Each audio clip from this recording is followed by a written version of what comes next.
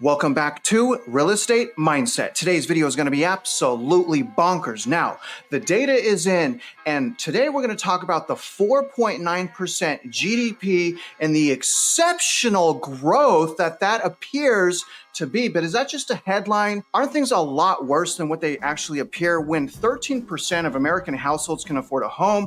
Over 60% of Americans right now living paycheck to paycheck, credit card balances exploding over $1 trillion, credit card defaults exploding to 2007 levels, car defaults exploding to 2007 levels, the Fed still doing quantitative tightening, fighting inflation. We still have the yield curve inversion.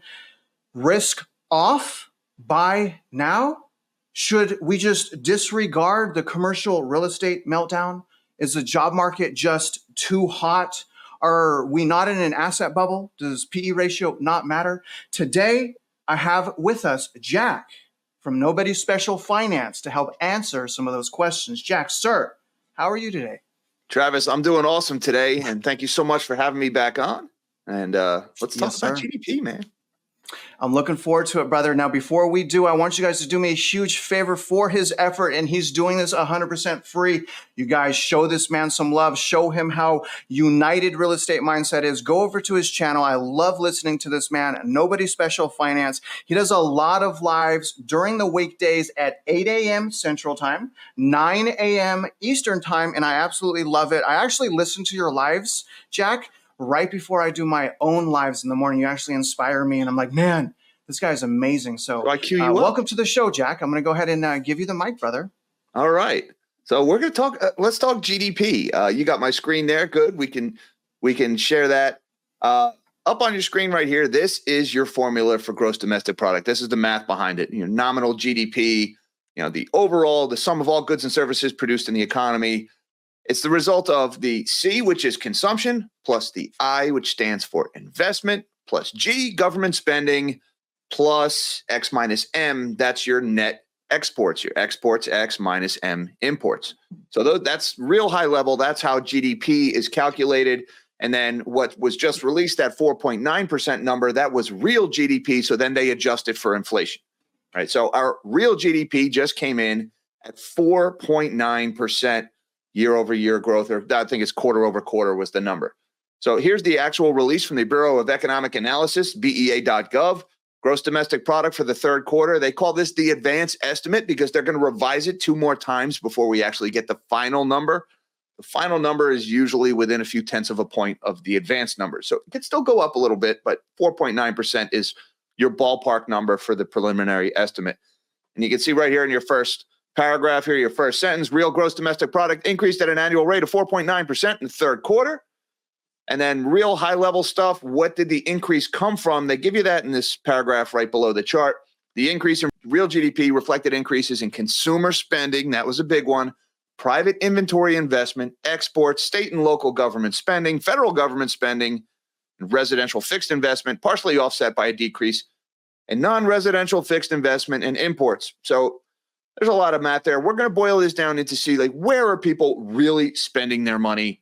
Where is the growth coming from? Is it sustainable? And what clues can we find about future GDP reads in this data? So I found this chart that Bloomberg put out, and this was really excellent. Each one of these bars here is representing one of the quarters. So we're going to focus mainly on this most recent quarter here where it says for September. All right. And you see you got these few colored bars. Now, this is representing the contribution of each category into the total 4.9% economic growth. You can see this in white right here. I know it's a little hard to see. The total was 4.9% growth. Out of that 4.9% growth, 2.69% of it came from personal consumption expenditures. All right. The C in this formula. All right. So 55% of all of the economic growth in this most recent quarter came in the C category. That was your consumption number. And then going back on here, you also saw a big contribution from this purple bar here. That's a change in private inventories. Now, change in private inventories, that would fall under your I category or the investment number. Now, that was a big contributor, 1.47 of the total 4.9, or about 30% of the total came from a change in private inventories. And then the blue number there, that's another big contributor. That's government consumption or government spending. That was 0.79% or about 16% of the total of that 4.9% growth. So you have some minor bars here. That little bitty orange bar you can just barely see. That was actually negative. That's your net exports. It was essentially unchanged. And you also had a little bit of fixed investment there. That's like new buildings getting built. But the big drivers of this blowout GDP number, the super strong and resilient economy, it's coming from consumption spending. It's coming from rises in inventories. It's coming from increases in government spending. We're going to break that down into each category, look at the actual data and see, all right, what's going on here. So just to clarify, Jack, you're saying, according to those numbers, part of the spectacular 4.9% GDP growth, 55% of that is consumer spending. And I'm assuming that it's not breaking down whether or not that 55% of spending is consumer, credit card debt or liquid savings. Is that correct? It's correct. I mean, let's be real. People were already putting life on the credit card before this quarter began. So if you're seeing significant increase in personal consumption, it is almost certainly being debt fueled. You can see it in the data. We've got the chart of consumer credit card debt I'll bring that one up later. It's obviously debt fueled. Absolutely. And the reason I, bring that up is because it reminds me of where I was at entering, the 2008-9 great financial crisis, Jack. I myself had my worst spending habits literally right before I lost everything. I mean, I spent so much money trying to chase that comfort bubble, if you will, or my spending habits that I had grown accustomed to in my youth. So, that's the first thing I'm looking at. Wow, 4.9 is extraordinary. But again, consumer savings rate is in the gutter. Credit card debt is skyrocketing. I mean, to me, this looks like a last, hurrah. So here, what we're looking at on this chart, this is table 2 of the actual GDP release. All right. Now, the numbers, I know they're going to be a little bit hard to see. I'm going to do my best to zero in on them. Right over here where I have my mouse right now, there's that headline 4.9%. The total increase in GDP was 4.9% growth. All right. And then each one of these subcategories, they break it down by the contribution of each category. How much of that 4.9 was consumption? How much of it was government? And we're going to start with the C, the personal consumption, because that was by far the lion's share of it. There, out of the 4.9, 2.69 of it was growth in personal consumption. All right. Now, personal consumption is split into 2 categories. You've got goods and you've got services. Out of the 2.69%, 1.08% of it was goods. So a little less than half of the growth in consumption was on goods. More than half was in services. Now, within goods, some of the biggest categories, there was 2 main categories driving it. Recreational goods and vehicles, you got about 0.37%. There's that number right there, was recreational goods and services. That was recreational goods and vehicles. And then you also had a pretty big category of other non-durable goods. So a little bit of it is goods, a little less than half. But the one I want to zero in on is your services, because that was the lion's share of what contributed to the increases in consumption. Out of the total 2.69%, 1.62% of it was increases in services. Now, that's a big deal. And almost all of that was household services. And you have a couple of categories that stood out there. And these are not, when you hear these numbers, the big increases in the categories that they're in, it's not necessarily a good thing. This is actually kind of painting a picture of inflation is still killing people. It's still coming back to haunt people, right? And Jack, just so I'm clear, brother. So services accounted for 1.62%. But that's in the 4.9. So that's about 1/3. 1/3 of the GDP was in services, consumer consumption services. Is that correct? That's correct. Consumer services was about 1/3 of the increase. A little more than half of the increase was within the category of consumption. And then within that consumption category, services was the biggest contributor. And, out of the total 4.9% growth in GDP, 1.62 of that was just services. Now, that's important, Travis, because remember, Jerome Powell has told us over and over again at these FOMC meetings that he wants to see reduction of inflation in the services category. Mm-hmm. in particular, a couple of core non-housing services categories. Well, people are still spending like the blazes in the services category. So Jerome Powell is not getting what he wants here, which means beatings will continue until morale improves. Now, within that, you got a lot of categories, some categories that really jumped out. Again, when I give these numbers, this is the total contribution to that 4.9%. So of that 4.9%, 0.42% of it was housing and utilities. Well, that's rent growth, and that's electric and gas and internet getting more expensive. So this is, when you see this 0.42% increase in housing and utilities, and these numbers are supposedly adjusted for inflation, that just goes to show you that they're not adjusting enough for inflation. That inflation is actually higher than they're saying here, because one of the biggest categories, people's rent and their utilities, people are spending a lot more in that category. Now, you've also got another big increase in healthcare. We've got a 0.33 of the 4.9%. 0.33% of that was healthcare. That's not economic prosperity. That's not growth. That's just a function of the aging population of the baby boomers spending more on healthcare, right? And it's also a function of prescription drugs getting more expensive and all the inflationary things that lead to a lower quality of life for people. That's where the spending is going. It's going into categories like rent, utilities, healthcare. You've also got another big increase. Food services and accommodations was a big one. You had about 0.25% or 0.27% of the 4.9 total was food services and accommodations. Now that's people eating out. That's people staying at hotels. That's your Taylor Swift and your Beyonce tours. I mean, I hate to say it because it makes me roll my eyes every time I hear it, but there's legitimacy to it. You can see it in the data, the talking point of how Taylor Swift's tour actually led to economic growth. It did. You can see it there. It's silly, and you can say what you want about the music. My opinion is it's formulaic, mass-produced garbage that just rots the brain of the audience. But hey, people love it and they spend money on it. You can see it there in the numbers, but they're putting it on the credit card. And I got careful, Jack. People love their Taylor Swift, man. People love their Taylor Swift. Well, you can say the same thing about Beyonce, because Beyonce's tour was another big one that generated a lot of revenue. And on top of that, you also had things like you heard the phrase Barbenheimer over the summer, another one that made me roll my eyes. But people went out to the movies a lot over the summer. They went and saw the Barbie movie. I didn't. But Gigi and I did go see the Oppenheimer movie, which was awesome, by the way. It was a fantastic movie. And hey, while you're out, go to the restaurant, get a drink too, right? There's the spending on food services and accommodations. For people traveled a lot more over the summer, and it showed up in GDP. It added about 0.25 point to the GDP.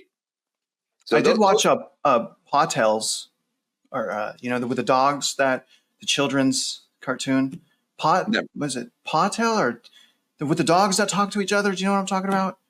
No, my kids came up in the Paw Patrol era. So. Paw Patrol, that was it. That's it. That's the Paw Patrol. There was a movie. I watched it. 3 children, all 7, 5, 3.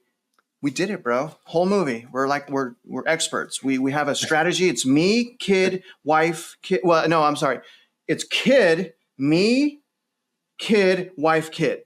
So no kids get to sit next to each other. That way we can regulate properly. I'm so sorry. Back to that's a good segue there, Travis. I just want to give some tips and tricks as we go along here. So the takeaway within this first set of data, and I apologize for the black and white number grid. There's just no easy way to present this data in an exciting and engaging way. The key takeaway, though, the biggest category that drove GDP growth was definitely personal consumption. Within that category, it was mostly services, and specifically housing and utilities and healthcare, which, again, that's a function of inflation and the aging population.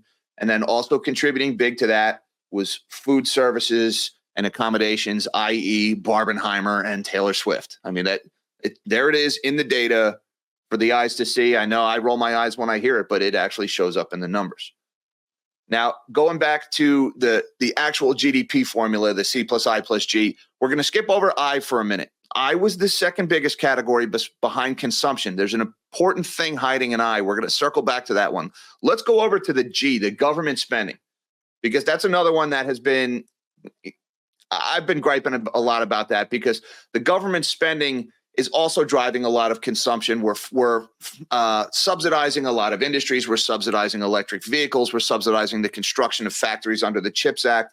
So there is a lot of the government spending that is showing up on the consumption side right now. It's consumption being driven by the tax code, kind of forcing people's behavior. But there are also categories within here from the government spending that are not really signs of economic prosperity. Like right here, government consumption and expenditures, out of the 4.9% total, 0.79 of that was just growth in government spending. All right. So if you take away just the increase in government spending over the last quarter, GDP growth goes from 4.9 all the way down to 4.1. Right? Jack, yes. Can I ask you a quick question about that row? I'm noticing under, the government consumption, I'm noticing it looks like if we go back 5-6 months, it looks like it was negative. Can you talk, am I looking at the right thing? Why did it turn positive from negative? What's going on there? So those numbers, let me get the months right. Those were the months of, those were quarters. The first and second quarter of 2022, we had some negatives. And keep in mind that these are quarter over quarter numbers. So, if you have big surges in government spending like we saw during the pandemic, when you had the American Rescue Plan, the CARES Act, all the stimmies were flowing, right? Government spending in 2020 and 2021 grew by such ridiculous proportions that just the act of somewhat normalizing the spending resulted in some of these big negative numbers. And but again, so that's a year over year growth measurement. Right. So these numbers, they're negative numbers, but that's a little deceiving because they're still much higher than pre-pandemic levels. The takeaway here, just increases in government deficit spending accounted for almost 0.8 of the 4.9% GDP. All right. And again, just to clarify that, right now, the government's deficit, the federal government deficit, represents about 8% of GDP. So if we were to just balance the government's budget tomorrow, we would go from 4.9 to negative 3.1. I mean, that's just the act of balancing the federal budget would. Say that again, please. So we had 4.9% GDP growth, right? But just the government's deficit, just the debt spending every quarter in excess of what the tax revenue is about 8% of GDP. So say we were to balance the budget tomorrow, GDP would instantly swing from 4.9% growth to a 3.1% decline, which would be the single worst quarter basically since the global financial crisis. And Jack, is that a normal trend? Not nearly that high. Deficit spending has always been a major contributor to U.S. GDP. Yeah. It's just our government's been irresponsible all along, but there is an exponential growth in that irresponsibility that's going on right now. Okay. It's really they're using government debt spending to fake economic growth. And when I say fake economic growth, government spending, it's part of the math, right? There's the G is right there. But that's the category you don't really want to see growth in. Right. So talking a little bit more about the debt spending. Within government debt spending, you've got federal and you've got state and local. About half of that, or a little more than half of that, 0.79 was federal. 0.39% of it was federal. And almost all of that increase in federal was national defense, a little more than 2/3 of it. So, the increase in spending on the military accounted for more than 0.25% growth in GDP in the last quarter. That is the stimmies that go boom, right? Military build up. Obviously, China is a looming threat on the horizon. So we're building up the Navy. We're sending a lot of weapons packages to Ukraine, soon to be Israel. That stuff, as it is sent there, we are replacing and replenishing that inventory. And so it's adding to GDP growth. Every time we hear about, hey, we're going to send another $1 billion to this country or that country, when we go replace that inventory, it looks like economic growth. But let's be honest, that's not really prosperity, right? Because that's an artillery shell that you put into a cannon and you fire it, and now it's money that just went up in smoke, literally. And that's sad, Jack. And it's fair to, I think, safely assume, and correct me if I'm wrong, because Biden has recently asked for more money from 165 billion, I think. Part of the money, a lot of portion of the money would go to Israel. Is it fair to say that if obviously that money goes to Israel, that passes, is it fair to expect that national defense to go up, the spending in the Yes. national defense column here to go up? Yes, that would show up directly in this category here as an increase in spending on national defense. And to put it in perspective, how much would 165 billion make a dent in GDP here? Do you know? I couldn't do that math on the off the top of my head. GDP is somewhere around 27.8 trillion. So, another 100 billion on top of that, it would be a fraction of a percent, but it would definitely be a net positive. Yeah. A lot of money, man. I mean, geez, my gosh, there's so much money in the economy. Unbelievable. And, look, you see this in the language that politicians are using, right? President Biden made his address to the nation about what was going on in Israel a few days ago, and it sounded like a Made in America pitch. He was talking about tanks and artillery shells and missiles made in America by American workers, right? They're Really? selling this like they're stimmies. That's why I keep saying the stimmies that go boom, because that's what it really is. It's trying to stimulate economic activity with war spending. And it's not just President Biden. I mean, Mitch McConnell made some very similar comments. That was when he wasn't frozen in place. He actually made comments about how, this is leading to American defense contractors are selling more weapons, and American soldiers aren't doing the dying, so it's great. Well, geez, guys, we're not talking about just run-of-the-mill stimmies and helicopter money here. I mean, we're talking about World War III, and they're selling it like it's going to be a boom for business. That's sad. Scary line of thinking. It really is. It's a scary line of thinking. And I don't care people. And I'll go on. I don't care people's political affiliation. Death and destruction and what's going on is no place for capitalism. It's no place in the world. In a perfect world, I don't think we'd be going to war. Anyways, man, I'm so sorry for. No, you're right. I mean, there. Let's be honest. When you're looking at this line right here, it's just a line of text on a spreadsheet. That is people who the only thing they did wrong was they were born and grew up on the wrong side of an invisible line, and they're getting blown up for it. And we're sitting here saying, "Yay, economic growth!" I mean, it's ruthless, cold-hearted, and it's wrong thinking. Yeah, powerful. I'll get off my soapbox there, but suffice it to say, the defense spending is causing increases in GDP. Now, that is not sustainable. That is not prosperity. That is not good for anyone. You also have increases in non-defense spending, was about 0.11% increase. And you also had a little bit of increase in state and local. Also, that was about 0.4%. So out of that 4.9%, about 0.4% of that was state and local. So the trend of government spending leading to economic growth, that's still in play here. We're seeing that right there in the G category. Now, one of the things that was in here, going back to the original formula here, the C plus I plus G plus net exports. By the way, real quick, net exports, exports grew a little bit, imports shrank a little bit, but it was really a negligible effect on GDP, the X minus M. So we're just going to gloss over that.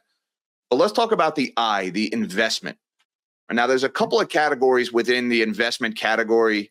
There's a couple of subcategories, but the biggest one, by far the biggest contributor to the I, and it was the second biggest contributor to the entirety of that 4.9%, was private inventory growth. This purple line here on the Bloomberg, it was private inventory accounted for 1.47% of GDP growth out of the total 4.9. So about 30% of the increase in GDP was growth in inventory. Now, that's kind of a deceiving statistics, because a growth in inventory just means businesses ordered more products than they sold in that quarter.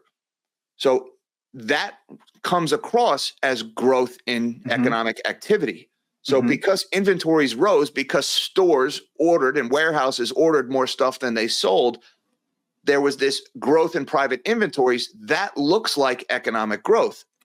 Interesting. But there's a warning in there, because big growth in inventories, what big growth in inventory means is that consumption is not keeping pace with the rate things are being made and ordered. So there's a forecast within there saying, hey, future consumption might be about to go down because we're already seeing stuff build up on the shelves. People aren't buying as much as the stores are ordering. And so, yes, right now it's a big positive to GDP, but that also means stores are probably going to start ordering fewer products. Factories are going to get less orders. There's going to be less consumption in future quarters because we're already starting to see demand fall behind what's actually being produced. It's a positive, but it's an indicator of a future negative. It's something you really got to watch out for. And that was a big number there. 1.47% increase in overall GDP was just stuff piling up on shelves in our stores. Jack, can I ask you, I want to make sure I'm looking at this correctly. It looks, going back to December, that really any time there was that change in private inventory growth affecting GDP, it was followed by, it appears, several quarters of negative growth in GDP from the change in private inventories. Is that correct? Absolutely correct. Yep. And you'll get stores build up inventory, so they report earnings, and then they say, you know what, we're going to start selling down our inventory. We want to see inventory reduction in the following quarters. And so there's less factory orders, you get less production, you probably get a decline in imports. We order less crap from China. And so in the following quarters, you start to see inventories reduced, and that is negative GDP growth. And you can see that right there in the following March quarter. You had a big negative number in purple after you had that big positive one here, and go all the way back to December of 21. Right.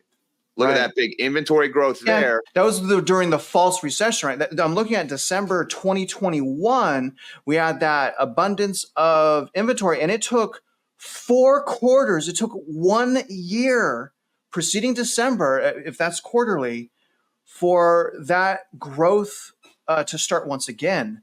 That's very interesting. And the consumer consumption is more now, or is it? It's about the same. It looks like about the same. Just very intriguing, man. I mean, this information is intriguing to me, brother. I apologize. Keep going, man. So, I mean, you pointed to a great thing. The last time we saw that big purple bar, that massive inventory build, right, was December of 2020, or the fourth quarter of 21. We had a huge buildup in inventory. And then we had 2 consecutive quarters of negative economic growth after that, didn't we? Right. So you could see how a big growth in inventory is forecasting declines in economic activity. So it's fair to say, Jack, that Q4 of this year is going to be very interesting. So let's talk about that then, because that was basically the end of the data on this quarter. Now let's talk about some of the indicators about what might be coming in the fourth quarter, because we're kind of teasing that with the inventory growth, right? Okay. So first things first, we talked about what led to that big growth in consumption. And when you see a big purple bar, when you see the big inventory increase, it's forecasting a decline in consumption. So let's talk about some of the things that might affect consumption. And we were talking all about Taylor Swift tickets, right? About how there was the big surge in travel over the summer. Well, we're already starting to see some warning signs that is already gone. Southwest Airlines quarterly profit slides 30% and says growth will slow next year. All right, now, this was largely driven by the huge increase in labor costs at the airlines. All right, and I just want to read a little bit from this article here. Southwest Airlines third quarter profit fell 30%, despite record revenue as leisure travel boomed over the summer. All right, so Taylor Swift tickets, people were flying all over the country. Spending in airlines was booming, and yet the airline made 30% less money. So that's because, number one, their costs are going up. Fuel costs are going up. Labor costs went up big. Remember all the strikes and all the labor disputes over the summer? Big raises for airline employees. That's already squeezing the profits at the airlines. But look what they're saying here right now at the end of this. The airline is losing pricing power at the same time labor costs are rising. Now, airlines are unable to raise the price of their tickets, to compensate for the increases in pay that they're giving their employees. Why is that? Because people aren't flying as much. If they just raise their prices, people won't fly. They have lost pricing power. This is inflation squeezing the profit margins of the airlines. They've already raised their fares as much as they can. People are starting to fly less now. So, Jack, isn't it fair to say then, if they can't raise their prices and then their labor costs are going up, won't that lead to potentially lead to layoffs? Yes, yes, it will. See also what's going on in the auto market right now with all these big raises that the UAW is probably going to get. Well, cars are unaffordable right now. The prices are so high. The interest rates are so high. And now the automakers, who are probably going to sell a lot fewer vehicles, now they're drastically increasing their labor costs. Yeah, absolutely. I would not be surprised to see layoffs coming in airlines and automakers. All these big increases in labor costs are predecessors to layoffs, especially because they're unable to pass these costs on to the consumer. And that's what Southwest is telling us right here. They have lost pricing power. They're losing pricing power. And then Southwest also said, this was just this week, that they're going to throttle back growth plans for next year because of changes in travel, including a disproportionately slow recovery in business travel. So they're already saying, hey, we're not going to spend as much on investment next year. Well, there's your I category, right? They're saying this I category, that's going to get slower next year because Southwest is not going to invest because they've lost pricing power. They've got big increases in their labor costs, squeezing their margins. So this is a very specific example, Southwest Airlines, but this is the category, travel. After travel boomed this summer, right? That big increase in consumption that led to more than 55% of the growth in GDP, it's already gone. It's not going to be there next quarter. Oh, and by the way, student loan payments. So, the people who are right now spending all the money they already don't have on Taylor Swift tickets or Beyonce tickets or Barbie movie tickets. Oh, crap. I've got my student loan payments just came back this month also. Bad indicator. Yeah. Another thing we just got, this just came out, I believe, Thursday this week. Michigan consumer sentiment came out. University of Michigan does this. They do these polls on people's just attitudes toward their finances, and they translate this into a numerical value on the health of the consumer. And we got a big drop in that. University of Michigan consumer sentiment was revised to 63.8. It was initially 63, so it revised it up a little bit. But that still marks a sharp retreat from the 68.1 in the previous month. I just want to show you on this chart here, you can see all through the summer, the consumer was traveling. July, look at that big growth in consumer sentiment. See these three big bars right here?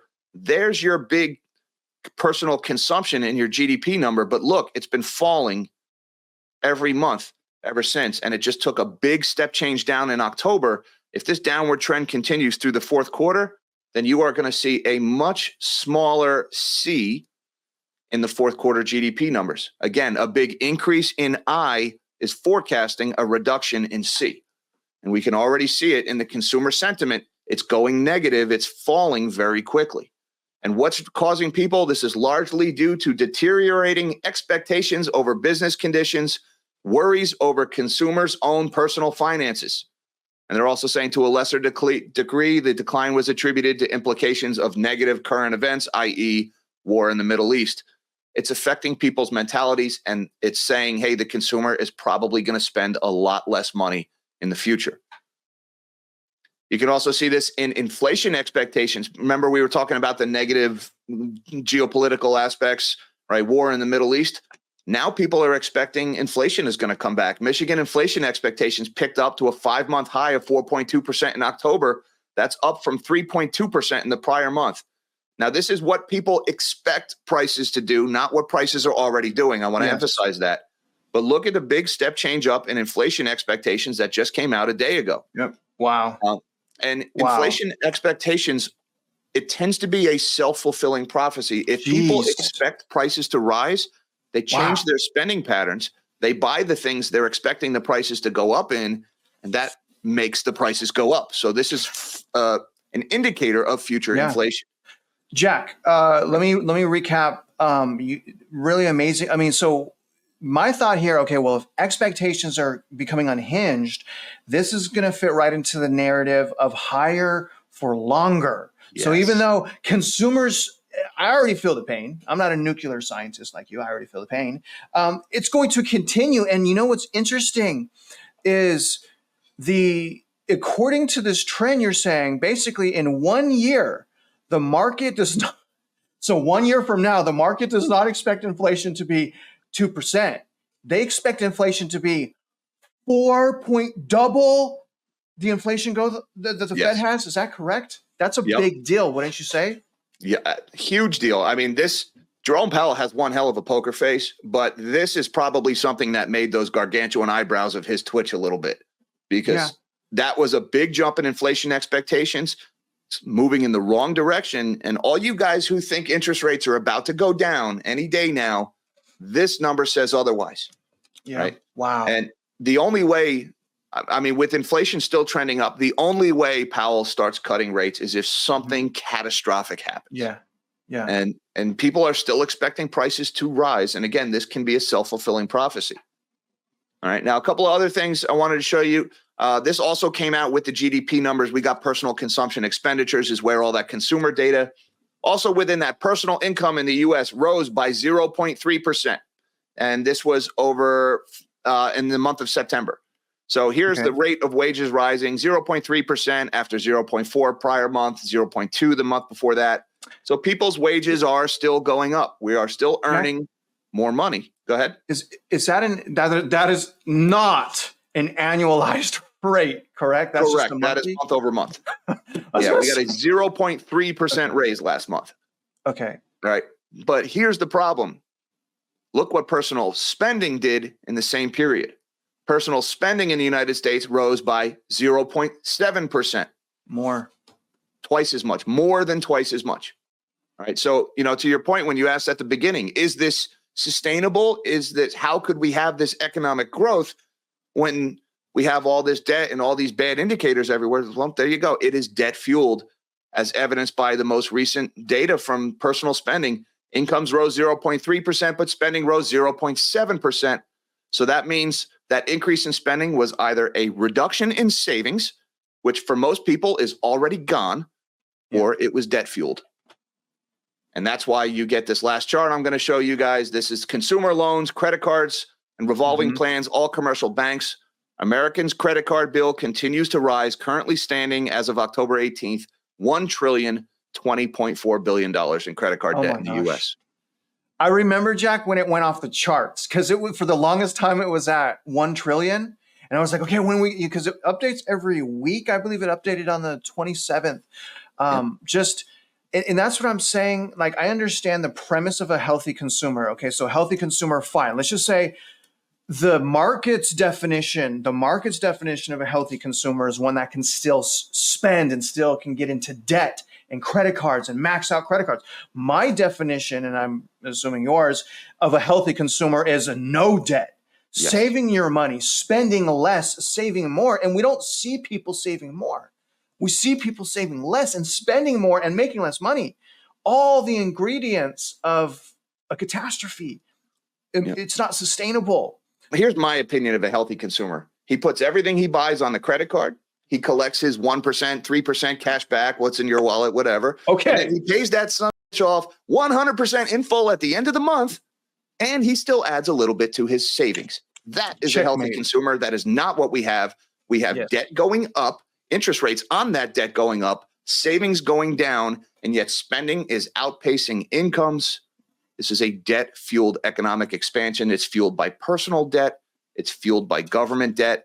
And that increase in inventories, stuff piling up on the shelves and in the warehouses, that's forecasting a big slowdown in consumption in future quarters.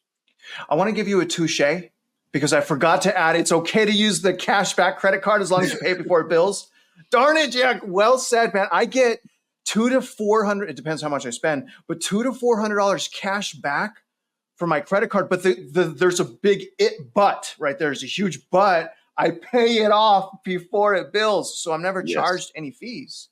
Never ever carry a balance at the end of that month. Never ever. Yeah.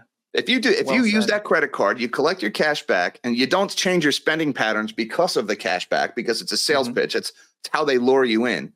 If you forget that, you don't let it alter your spending patterns, and then you pay that thing off at the end of the month, then the credit card companies are paying you interest. Congratulations, you win. Oh, and your cash is sitting in short-term T-bills or earning 5.2% while you're at it. while you wait to pay you win on both sides. So 100%.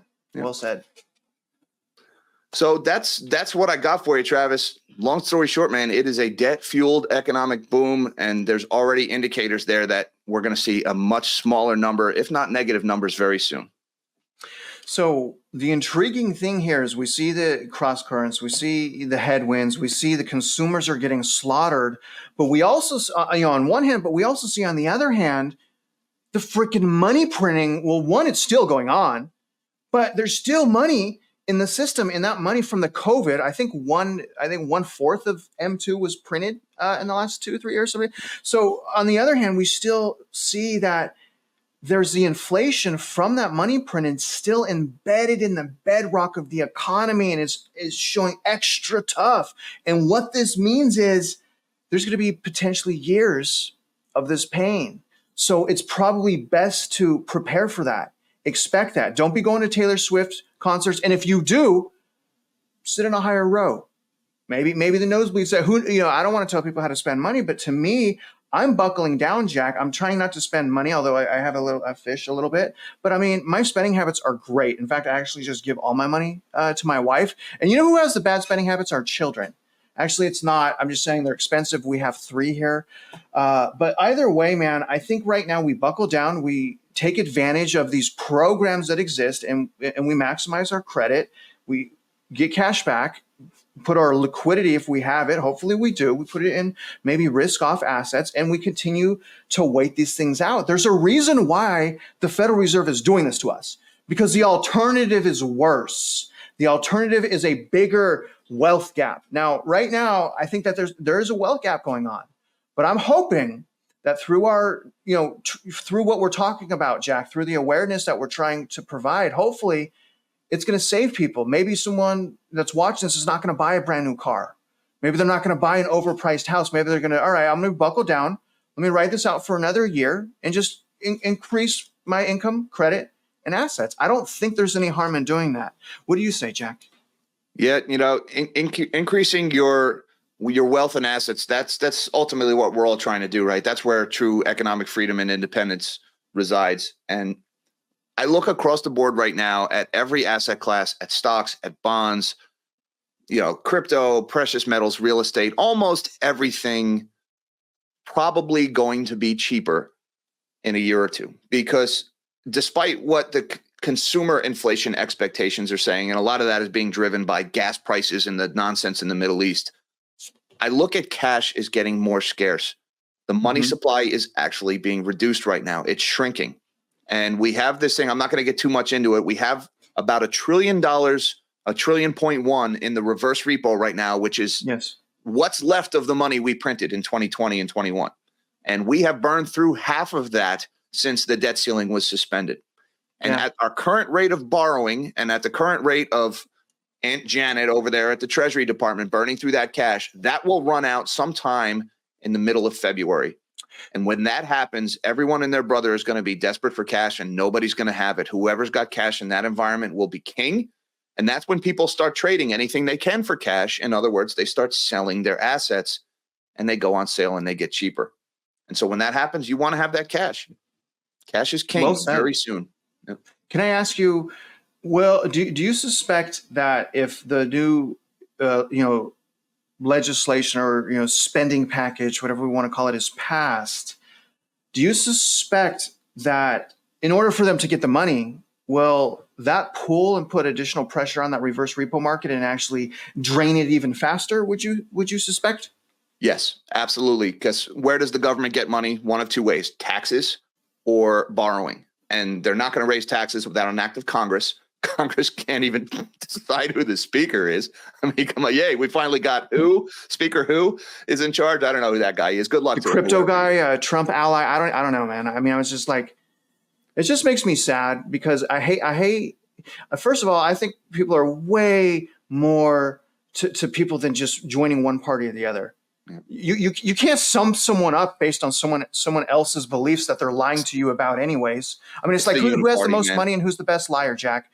Who's got the most money? Who's the best liar? It's sad, man. I mean, Anyway, I'll shut up. I wish that we could love people more. And that's part of the reason why I'm doing that free home buying course. You guys check out the free home buying course. Don't forget to go to Jack's channel.